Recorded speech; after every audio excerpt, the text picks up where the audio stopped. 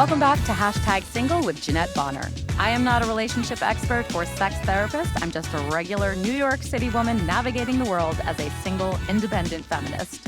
Hashtag Single is about having honest conversations with other singles in today's device-obsessed culture. So I hope you'll join me on this interesting, challenging, and complex journey as we navigate the ins and outs of singledom.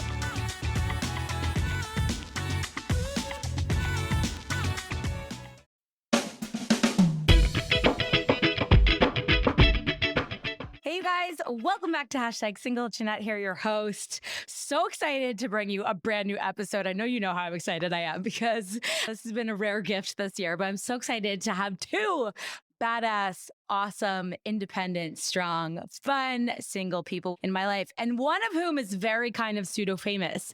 So I've mentioned my friend Greg on this podcast many, many times because Greg was the whole reason I started this damn podcast. I would tell him and his now ex-girlfriend all these crazy dating stories. And Greg was the one that was like, you need to start a podcast. So I know it's taken me a century, but Greg's on the podcast with me as my voice of the patriarchy. Greg, thank you for being here. You are welcome, Jeanette. And Greg recently introduced me to his friend Tara, who I met last weekend, 2 weekends ago. We went to the Hamptons, as you do as single New York women. We went to the Hamptons for 2 days, courtesy of Greg. And that's where we met and we hung out. We bonded over single stuff. So Tara, I'm so excited to talk more with you about hashtag single stuff. Thanks, Jeanette. Excited to be here. And can we talk about the elephant in the room really quickly before we get started? Ooh, what's the elephant in the room? The elephant in the room is your backstory. So Tara and Greg met on a dating app, and then even though they didn't find it was a romantic match, managed to become friends out of that, which I think is the coolest story ever. Sorry, I just hijacked your story a little bit. You told it beautifully. I mean, that's basically it. We met on a dating app, went on a few dates, had a great time, and then realized we had a lot in common. And although there wasn't like a romantic connection there for a long-term thing, we became good friends. And that was a few years ago. That was pre-COVID, right? It was November. 2019, something like that, or September. What is that? None of us have any idea. We're like, was it 2 years? Was it 1 year? We have no idea. I think that's a really cool story. And if we have time, we'll come back to it because I think a lot of us are, dating with the intention of finding a romantic connection, but like that's something that you can't predict or force. And sometimes when you meet someone, it's just not there. But managing to turn it into a friendship, I think is very, very difficult. And few of us have been able to do it. So you guys have, I think that's so cool. Teach us all of your ways. But before we do that, Greg, you know the rules of the podcast because you were here from the very beginning. So you're going to sit back and shut up. And at some point, when Tara and I are ready, we're going to ask you to rejoin the conversation and share all of your thoughts that you have bubbling up inside during this entire convo. Okay, I am very familiar with the process. Let's do it. He's like, I signed the verbal contract. Great. Cool. Tara, are you ready? I'm ready. Let's go. Okay. So this is how I begin every, and it may sound like a very grand question, but it's just an open-ended question to you. I just ask my female guests, how did you get to this place in your life? What is your single story? Oh man. How long do we have? You don't have to start with birth. It's just like, when someone's like, how did you get here? Or like, what does it mean to be single to you right now? Like what's your story? Well, fortunately, I have this rehearsed because this is a question that I get all the time when I do go on dates, because I am in my 40s. And for some reason, I think it's a little bit unsettling for some men when a woman is in her 40s and she's never been married, doesn't have kids, and is still single. And so I get the question of like, sometimes it's phrased as, well, what's wrong with you? Why didn't you do it? And so that's all, those dates go well. But basically, I had lots of relationships just like everybody else. Ones that like maybe I thought were going to be that I would end up marrying, but I guess I saw the writing on the wall and decided that it wasn't going to work out. And so just never took it to that step. And I've been single for a few years. I moved here, and when I got here, I didn't know a lot of people. And so I was like, okay, well, I'm going to go on dates and see who I can meet. And so I was open to meeting people romantically, but also building my friend network. So it was Mm. very, it was great when Greg was open to being friends, and we were, able to build a friendship. When I met people like yourself through him, and yeah, I think that that's been the big thing of just having relationships that were good. They could have gone on for a few years, but it just never felt like the right relationship to take to the next level. Yeah. And then, so when did you move here from Ireland? Well, I moved to the States from Ireland a long, long time ago. So I've been in the States for 20 years, but I moved to New York in 2018. Where were you before New York? I was in San Francisco. Oh, right. You did mention that. Okay, great. So, and when you moved to San Francisco, you just like started dating right away, or was there a period of adjustment? Because that sounds a Oh, little yeah, actually, scary to me. when I moved to San Francisco, I did start dating right away. I was there a month. I met someone. Like At, within a month of you arriving? Maybe I wasn't a month. I'm trying to think. No, I was there for a few months. No, actually, I'll Okay. take it back. I was there for 6 months, and I met somebody in my last month there. And then I went home to Ireland for a month, and we stayed in contact. And I had already decided that I wanted to stay in San Francisco. I had a lot of my friends were staying there, and so I went back, and we ended up dating for almost 2 years. And yeah, then we were pretty young in our 20s. Didn't work out, but we're also good friends, strangely enough. You're still So friends with him. I am, yeah, That's so you unusual. must I know, you must have some magical quality that I do not have. No, don't worry. I have a lot of enemy ex-boyfriends too. Okay, good. Thank God.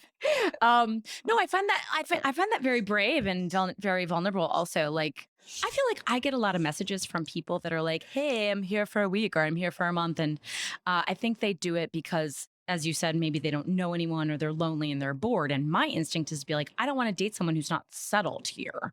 Yeah. So when you didn't know your future, I think that's very brave to like go out and be like, well, what happens if I actually, I mean, it's unheard of, but what if I meet someone I actually want to fall in love with? That changes my life plan before I know if I want to commit to San Francisco or the United States or what, you know? Yeah. I mean, I think like, would I make that decision now in my 40s? It might make a different decision, but definitely in my 20s, it was more about just living in the moment, Totally. you know, Totally. And marriage you're or not something that, thinking, right. You're like, if I meet someone, the likelihood I'm going to get married is like probably, you're like, whatever. yeah. See And what happens. I was always somebody who was like, believes that nobody should get married in their 20s, which I still stand by. Even Yeah. only because I've sat on the sidelines and watched my friends who got married in their 20s. So it's been interesting, I guess, like when you don't get married and you have your 20s, everyone's out partying, then your 30s, people start getting married, then your 40s, they start getting divorced. So you see like the whole You're like, journey. welcome back. Welcome back. I love when Not everyone. I'm not a total. No, not everyone, but I love when married people are like, I think I'm not married people, divorced people are like, I think I'm gonna go on a dating app, but like, what do I wear on dates? Or like they say, like, what are the bars to go out to now? And it's like, oh, it's so cute. Like you left the world for a little bit. Like what I happened to know. you when you I were know. married? You forgot how to dress and you guys didn't go out in public. You have no idea how to act around other people. It's really funny to me. Yeah. Well, that's the cool thing about life. I think you have different stages and, people go through them at different times. So yeah, it keeps it exciting. Yeah, absolutely. Okay, so you moved from San Francisco to New York, and that was after the breakup. Am I missing a bunch of years? I mean, there's a bunch of relationships in there. Okay. Yeah. So moved here primarily, was just ready for a change. Just, I had come to New York a lot, but never thought I would live in New York. And then I spent a weekend in Brooklyn and I was like, oh, I could do this. It seemed more my speed. So Yeah. decided to move. I had been in San Francisco for a long time and I was ready for a change. And lots of people were like, you're crazy moving at your age. It's going to be so hard to build a friend network. And they were right that it's, Oh. it's slowly built over time. I mean, I did have COVID, drop into the middle of it. So that really, put Ruined everything your on life pause. plans. Yes. Pretty much. I became really good friends with myself, dancing around my apartment. Yeah. Everybody else did. It was hard on all the single people. We all were like, what's going Right? on? Exactly. I think everyone was talking about, well, I'm stuck with my husband and my children. And I was like, I'm just stuck with myself. Yeah. All the people Everyone's that like, are inside my head. it's like, I'm so jealous of you. And I'm like, are you? Because I just talk out loud to myself. Like, and it's gotten to the point where I just remember I was in the grocery store once and I thought something, I don't even know what it was, like, oh, I have to go get milk. And then I thought, I think I said that out loud, but I wasn't sure. And I was like, fuck, I've gotten to that point of like senility where you say things out loud and you're not sure if you said them or thought them. And I mentioned this to my dad and he was like, oh yeah, your grandma went through that in the later part of her life. Like, oh my God, There this you is go. terrifying. Like you're alone so much that your voice in your head and your voice out loud are the same thing. Exactly. I know. I Terrifying. went through, I had different phases through COVID, which I think a lot of people did. It was like, started off strong. It was all about like, got my Peloton. I was going to work out. I was going to be the best shaped ever. That lasted a while. And then I was like, oh, I'm just going to like, sit around and drink a little bit, dance around my kitchen. So we went through different phases. Yeah, absolutely. So was it different dating in New York than it was in San Francisco? I mean, I think you can only move from San Francisco to New York and think, one, that New York is cheap, because when I first moved here, I was like, wow, it's so cheap. And also you can think, and you can also think that it's better for dating because, try being a single woman in San Francisco. There is not a lot of single guys there. Really? I mean, there's a lot of gay guys. Right. So had tons of gay friends, which is great. But in terms of like the dating pool, it definitely seemed slimmer. It's a smaller city too. It's much smaller. So your circles are smaller. And it's also transient. People they come and live there for a while and then they're like, oh God, it's so expensive, and they leave. Or, they go back to where they're from.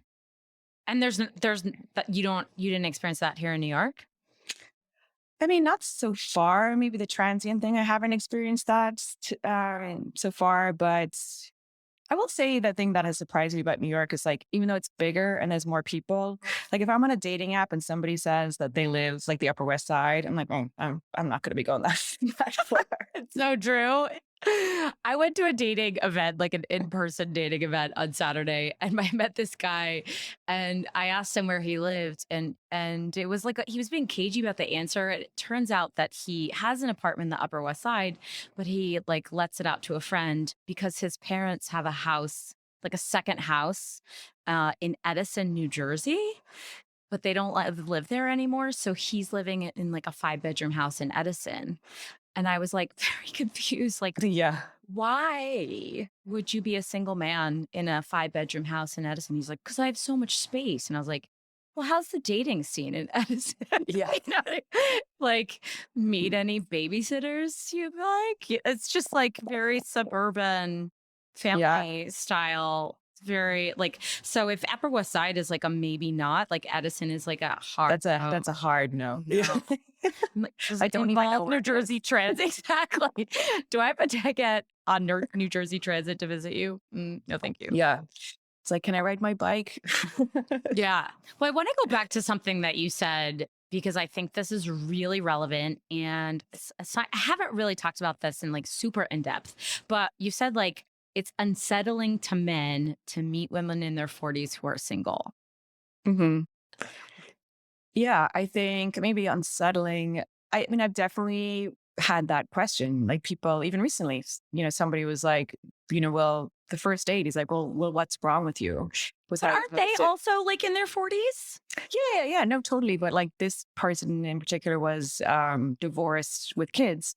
So he was just like, he couldn't get his head around the fact that I had decided, not to marry. And because of that, like, I had a relationship that lasted a long time in my 30s. And, that wasn't one that led to marriage. And so then I didn't have children. So yeah, he just kept digging at it. He was like, no, but there must be something wrong with you. He said that word? Like, yeah. No, English wasn't his first language, in fairness. So, maybe it was more like giving him the benefit of the doubt, but I've received that question several times where it's like, I think it's just like with anything in life, though, if you don't fit into the majority, people are kind of like, they don't really know what to do with you. You know, they're like, 100%. that's what it comes down to. Cause it's like, well, you know, you look normal. You act normal. There But must be something I'm not getting here. yeah, Yeah. there's something that's going to come out. And I'm like, you know, I don't know. I dated people. I mean, for me personally, marriage was never something that I had my sights set on. It wasn't like a big goal of mine. So, obviously, you know, that's part of it. But yeah, I get this question a lot. And I think the thing that strikes me, the reason why it bothers me is like, well, you know, if I decided not to marry the person that I pretty much felt like it was going to end in divorce, how is that worse than marrying the person and then getting divorced? Just to like, yeah, like say like I did it. You're like, it's something you check off the list Right. of life. Yeah. Yeah, I've traveled to 20 states and yeah, I've tried crocodile and yeah, I gave marriage a go, but was it Yeah. for me? Yeah, exactly. So, and also, you know, I would say like in San Francisco, people don't tend to get married. That was one of the things that shocked me when I came here at work. Like people were in their 20s and they were getting married. And I was like, oh, that's like not in San Francisco. People, you know, I think most of my friends got married in their 30s or late 30s. Sure. So it's just a city where people are not so focused on that kind of unit. And Yeah. that was probably part of it because I was there for most of my 30s. And New York's like that too. But at the same time, you said that they're the single, I don't know. I'm like bunch, the single bucket, I don't know. I'm like the people that you could choose from. And there were not that many options. Yes. Yeah. Yeah. I mean, yeah, exactly. Some people were like in committed relationships, but not necessarily married. Exactly. I think like, yeah, marriage is not something that people are, it's like striving for. It's more, at least in the, you know, everything's about your community. So probably in the group of people that I knew. Yeah. And also San Francisco, not unlike New York, is a very career driven city. Mhm. So I think maybe it's interesting though that a lot of people were in committed relationships because I don't have any numbers to prove this, but my sense is that that's not true in New York City. Like there's as many single people as there are in committed relationships. Or at least I like read once. I feel like, do I have a researcher? Excuse me, where's my assistant? I like read in an article. Fact I know, like, I'm just making up facts here, but I read once that like 50% of the population in New York City is at any given time single, which is what it feels like to me. So we're just going to go with that as an I like actual it. fact. Thank you. Feels good. Thanks for backing me up on that.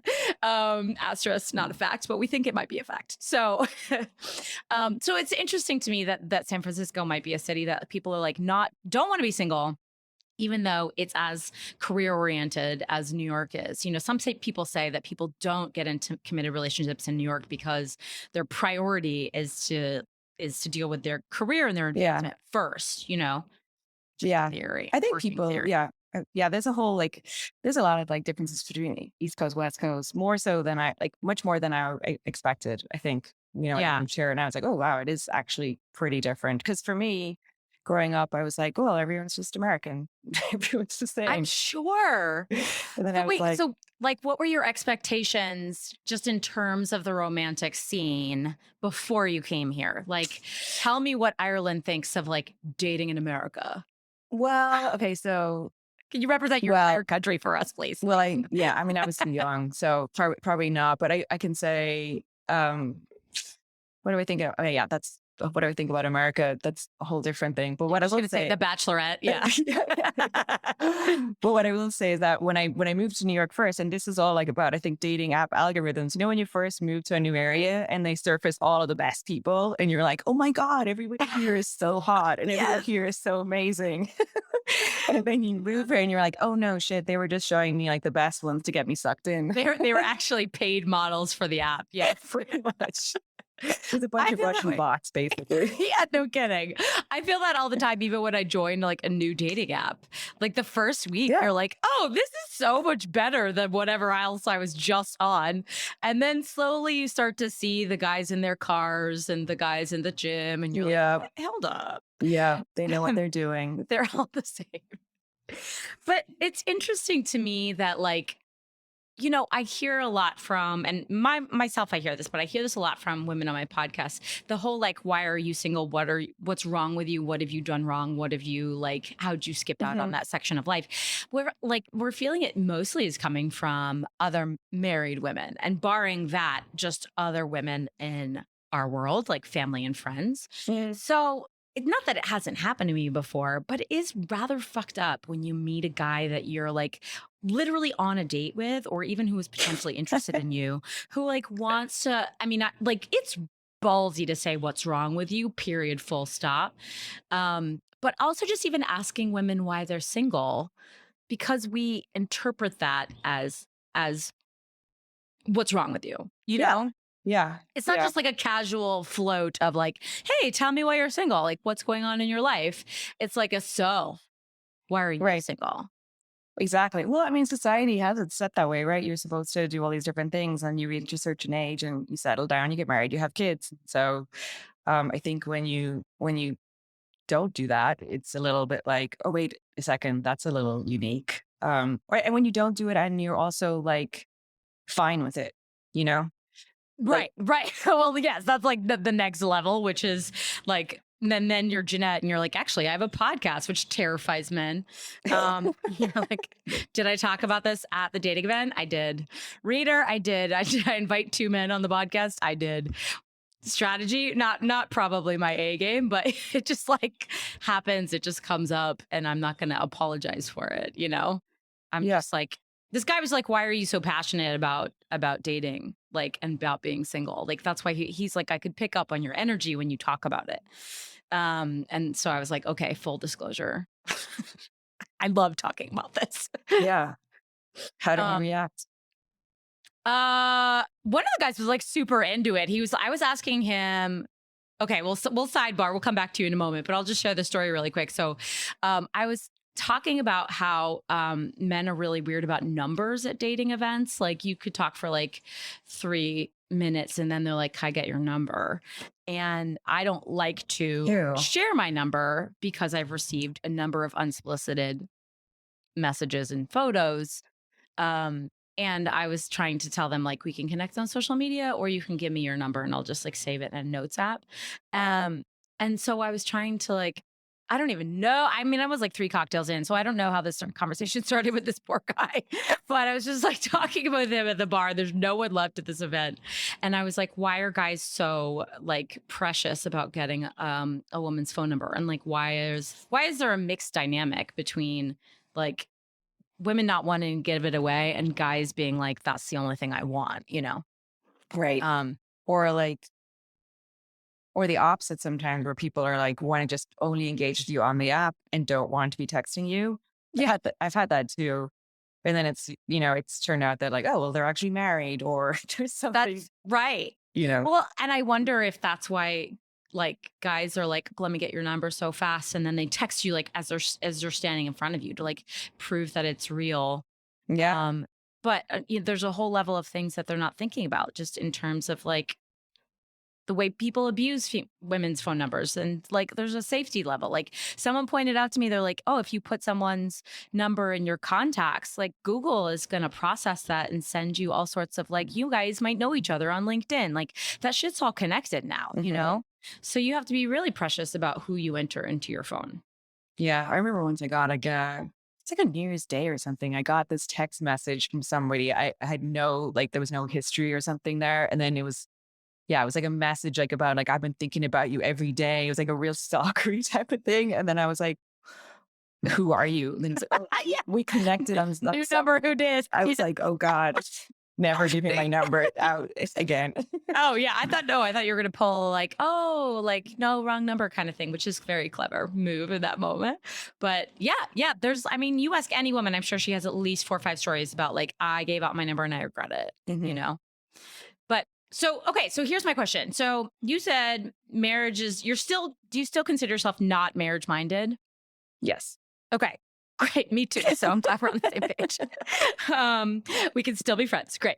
No, here's my question. So, like in conjunction with these weird guys that are like confused why you're single, there is an assumption. Like, we're both in our 40s, right? So there's going to be an assumption when we meet a guy who is like around our same age that we want to get married, or that like that's on the table because of our age. And I'm sure babies are part of that conversation too. But before we have the babies, let's just focus on the marriage. So if guys are saying, why are you single? Are you meeting people that are like assuming you are marriage minded before even having that conversation with you? I haven't had that, to be honest. I don't know. Maybe I just come off as someone who's not marriage minded, but You came off that no marriage energy. um, I haven't had that so much. I mean, I've had people ask me, I mean, I'm not opposed to it. It's not like I'm not like a hard no. Look, you never know what's going to happen in life. And maybe, hopefully, I don't know, you could change your mind. So you have to have an open mind about things. But is it something that I'm like striving towards and feel like I need to achieve for happiness? No. So yeah, people have asked me, and I guess my answer has just been that, it's like I'm open to it, but it's not a priority for me. And it never was. So pretty much the same. So you're not like hitting, like, and a lot of guys aren't coming in with that assumption. Or maybe you're just like somehow meeting the right people. Yeah, that's questionable, but they're not asking that question. Right. Right. Yeah, it's just interesting. Like, there's all these minefields, I feel like, as a woman who has managed to remain single, we'll phrase it that way, meaning has not been married and divorced, or has not like had a long-term partnership and that resulted in a child and then has like moved on, so like like I said, I'm sort of the same person I was, like barring a couple COVID transitions mentally, but I'm basically the same person that I was even maybe 10 years ago. Like, maybe that's a stretch, but I live my life the same way that I've been living for 10 years, which is unusual for women. Yeah. We go through so many physical and mental phases. Yeah. Our life, transitional phases. Yeah. I will say, I do feel definitely that I've changed, with regards to relationships in the last 10 years. I feel now I'm like comfortable being single, it's like, so I was never marriage focused, but I wanted to be in a relationship and, typically did. Whereas now I'm more like content on my own, I would say. Of course, I like having a partner, and that's, something that I'm interested in, but it's not like a need that I have. Yeah. I mean, I think that's the glory of like suffering through your 30s, isn't it? Right. That's just the good thing about old age. Yeah. Is you have to go through this mind fuck of like hitting 39 and being like, wow, my life is not the way I thought it was going to look like. And am I okay with that? Yeah. 39's rough. I mean, I feel like for a lot of women, because it's like, personally, I felt like I had a year that I had to basically like make everything right, find the guy, have the baby, do all the thing, and then I was like, then it was all of a sudden it was like, oh, actually, no, it's liberating when you don't have to do all of that or think that way. It really is, because also you're not in control of like, it's weird that we feel this pressure. And I've heard this pressure comes at different ages as well. I mean, I think it happens at 30. I think it happens at 35. But there's something about like 40 is considered midlife, quote unquote, for most of us, certainly women. So if there were things that you wanted to accomplish or you thought you'd accomplish by your midlife, meaning a partnership, meaning children, meaning certain career advancement, and then you're hit with this like reality check of like, well, fuck, what if I don't have it? Like, you can't make it happen faster, even though you're like, we set all these silly deadlines. This year, I'm going to get out there more. I'm going to like really commit to finding a partner.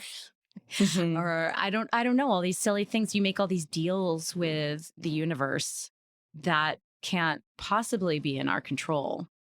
Yeah, no, totally. But then I think you see so many other people who's, everyone has a different path they've chosen. And I feel like everything has, pros and cons, nothing's perfect. And so I really do believe it's about perspective. Like, there are things that are tough about being single, but there are also things that are liberating and great, you know? And so I think the reason I probably have more peace around right now is that, yeah, I just focus on the good things and not so much the negatives. What do you love about being single? Okay, I love that I don't have to, if I'm making a decision, you know, I'm just deciding for myself.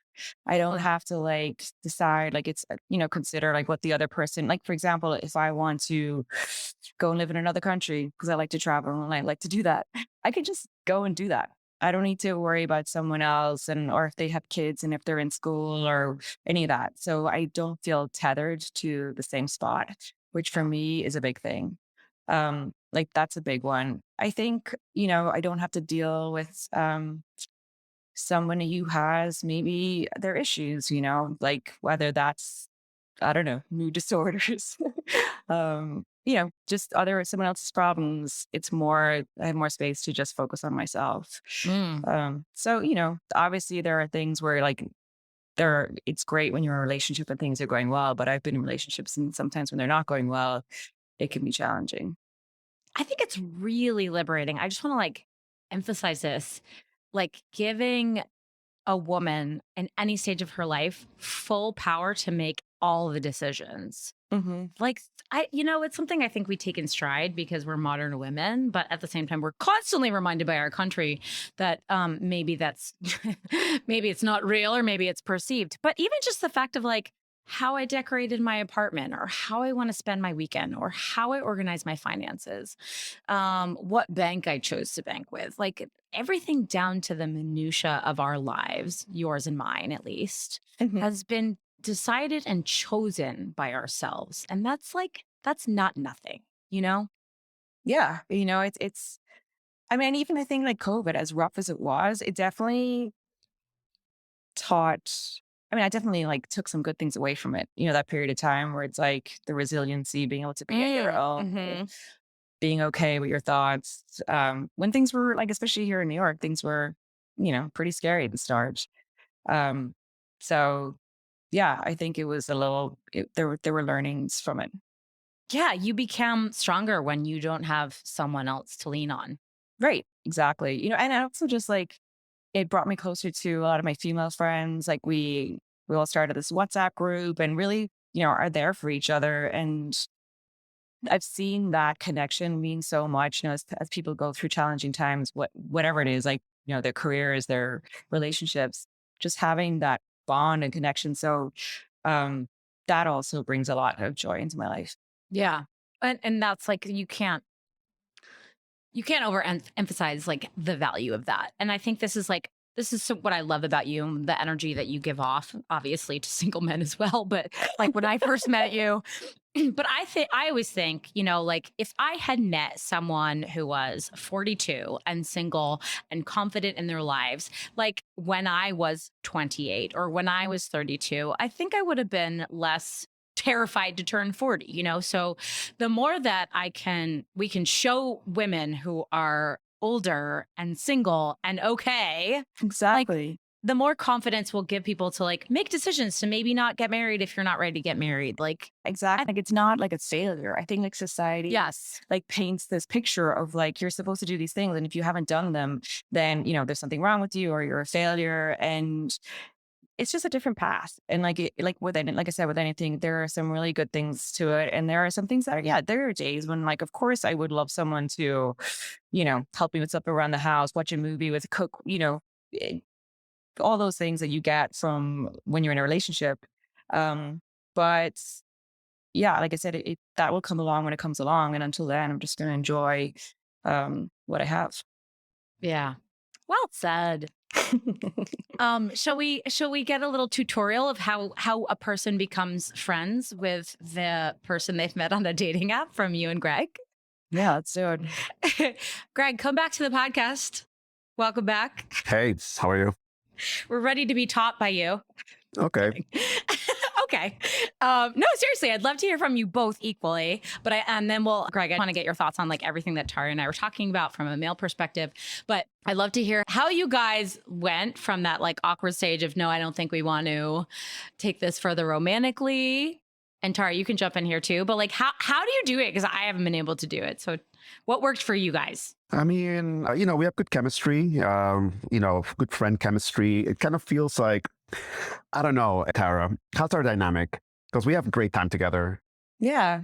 And like, I just enjoyed hanging out with her. When I was dating her, I was newly out of the 11-year relationship. And, I was still, fresh off that relationship. And I just wanted more of that companion energy, like somebody I could get along with. And, and when she, brought that to the table, like, hey, I know we dated, but I would like to be friends. And, I also jumped on. I was like, yeah, you know what? I think it's a good idea. We became friends. And I kind of feel like with Tara, we have like the part of the relationship where, it feels more like, you have your best friend or like a friendship, So I wanted to hold on to that because I just had an amazing time with her and we had so many things in common, I think you guys are both lucky because, I mean, you and I are friends, obviously, Greg, but like maybe it hasn't worked for me because this is what someone tried to explain to me is like once a guy views you as a potential partner, romantic, but more importantly, sexual potential partner, they can't like undo it.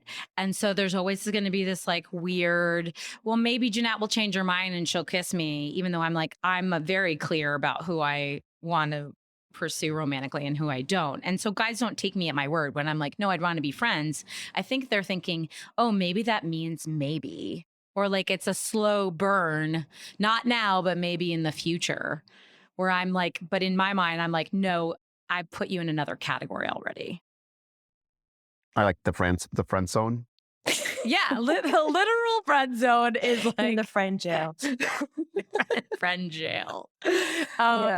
Yeah, so maybe you're just lucky in that you found Greg, and Greg is able to accept people at their word, and he has a lot of female friendships. Because I don't know, like I have met a lot of guys, Greg, that say that they don't have any female friends. And I've met a lot of women that say they don't have any male friends. So yeah, it's very, very hard to believe. I mean, like you said, a lot of my friends are women. I also have more women friends than guy friends, to be honest. And I don't know. It's just, I guess I get along with women. I don't know. I mean, I know guys suck. I'll give you guys that much. So, I think thank you. I thank think, you for the patriarchy. I mean, yeah. So I do think like, that's why, like why I get along with women, because I know that men could be very horrible. And, I guess, that's how we get along. I don't know. Yeah. It's funny you say that because I typically would have had more male friends than female friends. I think now as I've gotten older in life, it's more of a balance.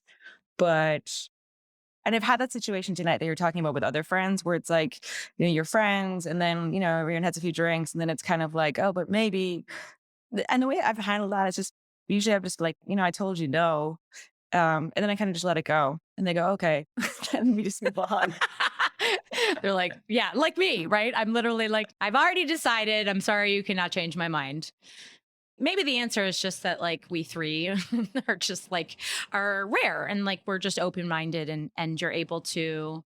I really think like I said this once to another male friend when he was drunk and trying to convince me to go home with him.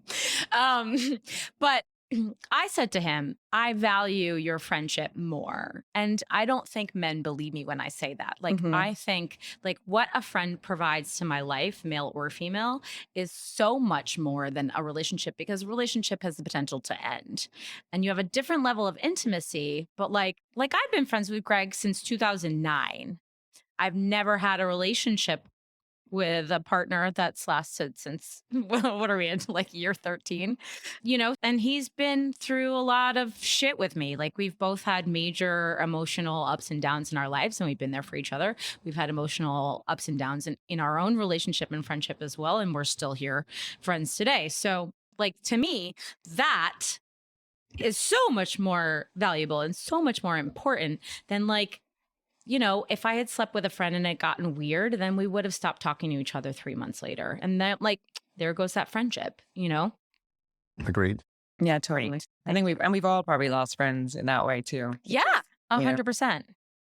Anyway, it's interesting. Okay. So Greg, Hmm. Did you ever have an impulse while Tara and I were talking where you were like, I disagree, or anything came up for you? Yeah, I mean, talking about being in your 40s and dating, I'm dating now, and sometimes I'm a little embarrassed to tell people, like, my age is on the apps, first of all, but sometimes when I meet somebody out of the apps, it's kind of embarrassing because that I'm in my 40s because I don't want to feel too old.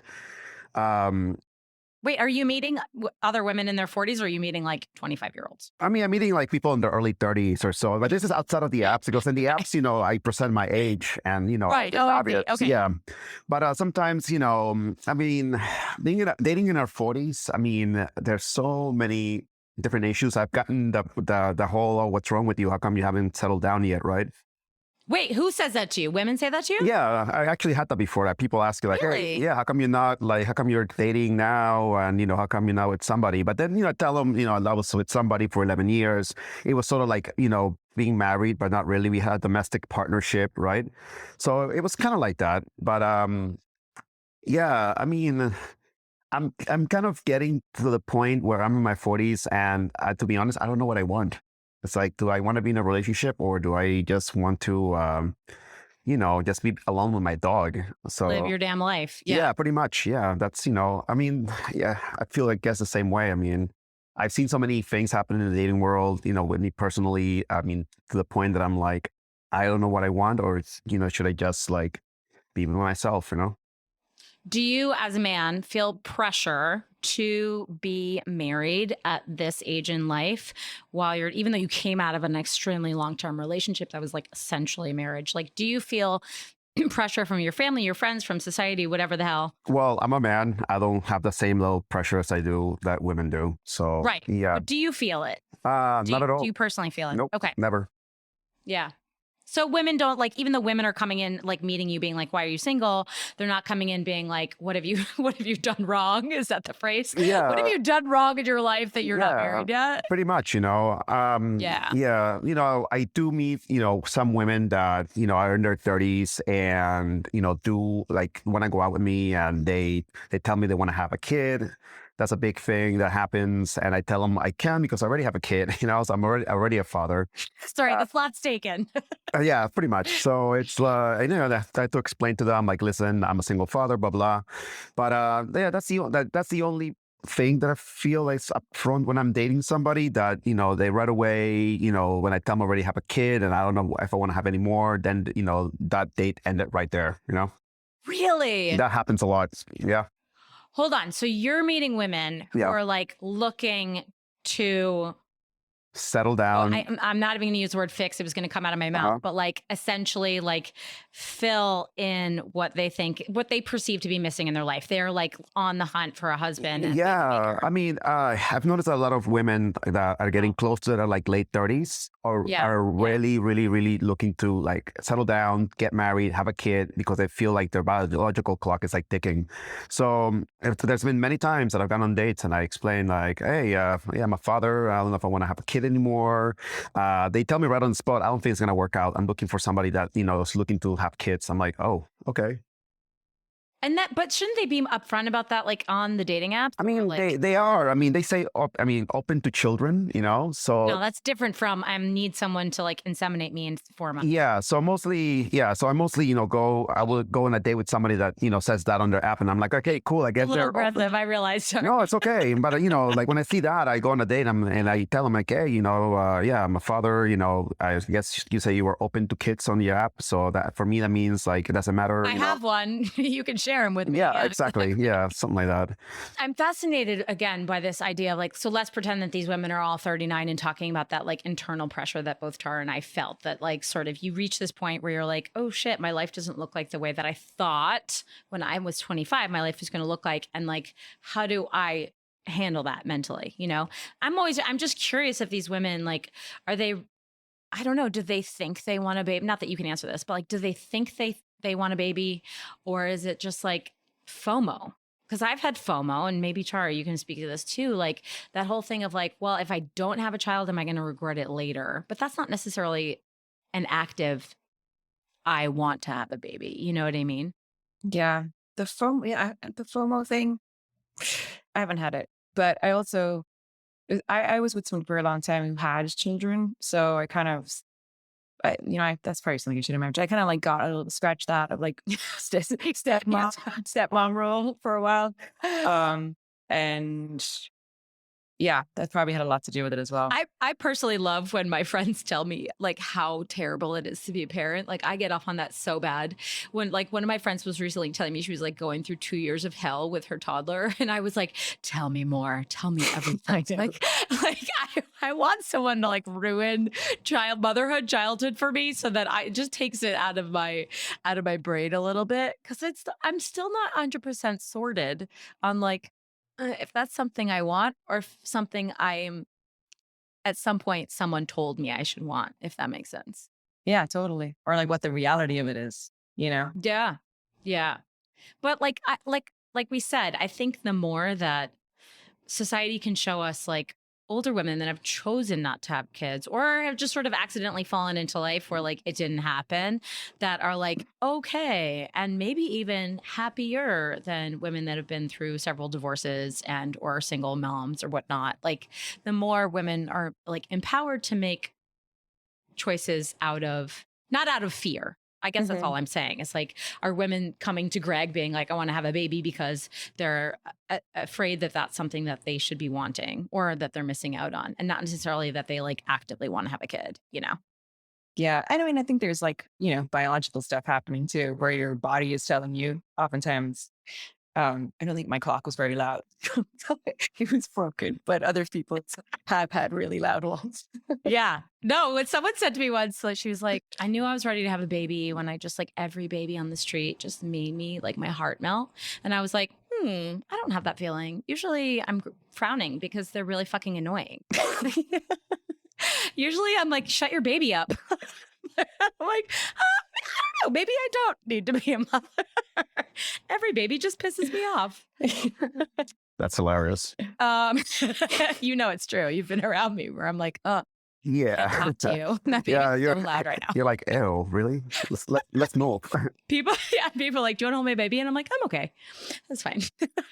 Anything else, Greg, that like just came up for you either in this conversation or just like I mean, something you I want to feel get like, off your chest? being in New York City, if I was a woman in my 40s, not wanting to have kids, I think it's a perfect place to be. It's very accepting of, Mm. independent women. And I feel like that's a big, draw for people that want to be here, I don't know how it would be in other parts of the country, but I'm glad that I guess our local society in the city accepts that type of lifestyle, Yes. And you guys aren't the only people in their 40s that I know that don't want to have kids or don't feel the need to have kids, which I think is amazing.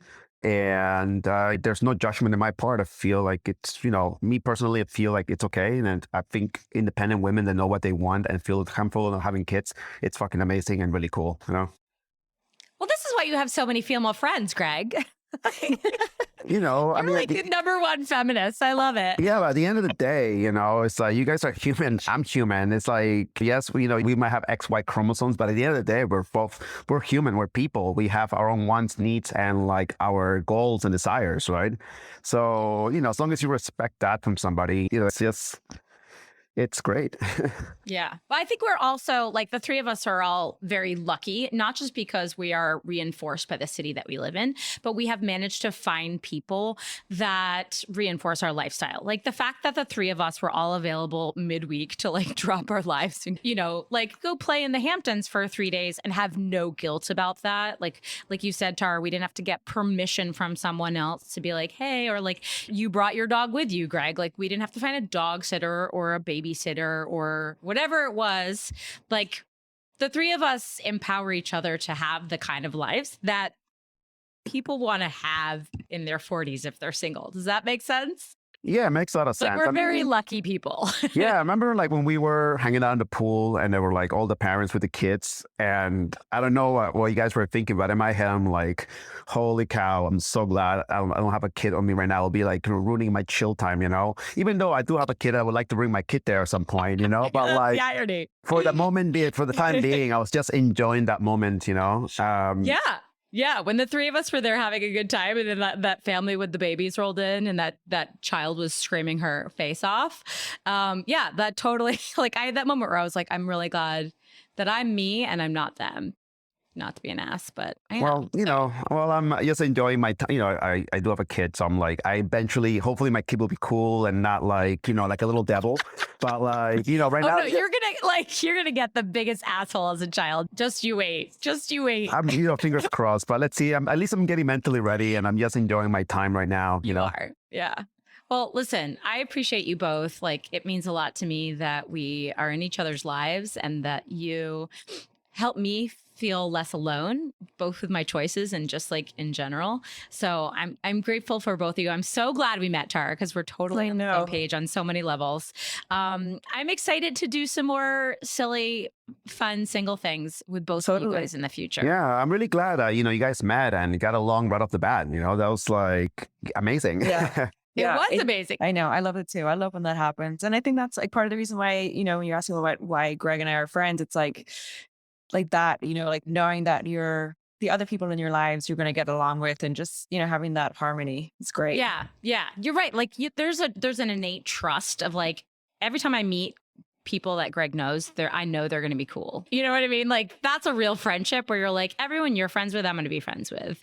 They're cool people. So I thank you guys so much for coming together and talking with me on this. I know we had this conversation over drinks, but like, thanks for doing it and letting me record it, I guess, and letting me share it with other people. But I'm always really grateful when people decide to come on and share their vulnerabilities and their inner lives. So thank you both for being here. I appreciate it.